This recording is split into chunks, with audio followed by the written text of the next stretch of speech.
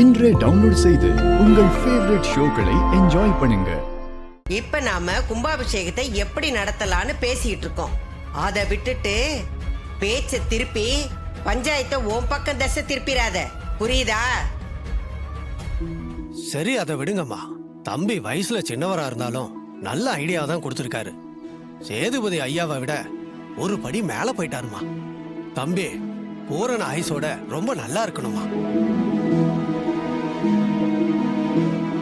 நீங்க எல்லாரும் பாராட்டி பேசுறதை கேட்கும் போது எனக்கு ரொம்ப சந்தோஷமா இருக்கு. இப்பவே நல்ல விஷயங்களை சொல்லியிருக்காரு. இன்னும் பாருங்க, இந்த ஊருக்காக இன்னும் நிறைய நல்ல விஷயங்களை செய்ய போறாரு. தம்பி, சேதுபதி ஐயா இடத்துல இருந்து நீங்க தான் இந்த கும்பாபிஷேகத்தை சீரும் சிறப்புமா நடத்தி கொடுக்கணும். ஐயாவோட இடத்துல என்ன வச்சு பாக்குறீங்க? அதுக்கு நான் தகுதியானவனான்னு எனக்கு தெரியல. நம்ம எல்லாருமே ஒன்னா சேர்ந்து இந்த கும்பாபிஷேகத்தை நல்லபடியா நடத்தலாம். அம்மா, உங்க பெருந்தன்மை அப்படியே தம்பிக்கிட்டையும் இருக்குமா. எவ்வளவு அடக்கமா பேசுறாரு பாத்தீங்களாமா.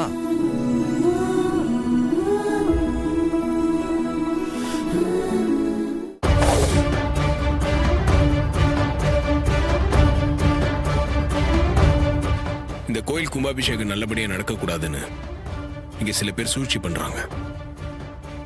அது எல்லாத்தையும் நம்ம ஒன்னா சேர்ந்து முறியடிச்சு இந்த கும்பாபிஷேகத்தை நல்லபடியா முடிக்கணும். அதுக்கு நீங்க எல்லாரும் ஒத்துழைப்பு கொடுப்பீங்கன்னு எனக்கு சத்தியம் பண்ணுங்க. கண்டிப்பா நாங்க எல்லாரும் ஒன்னா இருந்து இந்த கும்பாபிஷேகத்தை நடத்தி கொடுப்போம்பா. ஆமா, ஆமாப்பா, நாங்க வர்றோமா. வாங்க போலாம். வாங்க போலாம்.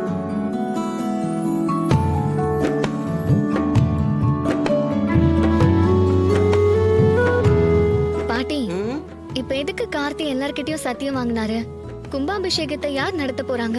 அவன் சத்தியம் வாங்குறான்னா அதுக்கும் ஒரு காரணம் இருக்கும். என்ன காரணம் பாட்டி?